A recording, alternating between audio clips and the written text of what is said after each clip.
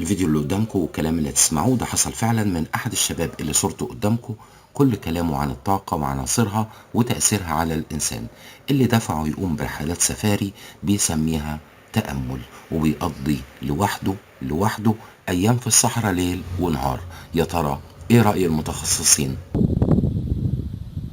ما رأيكم في هذا الجبل؟ هذا كهفي الذي أقيم فيه.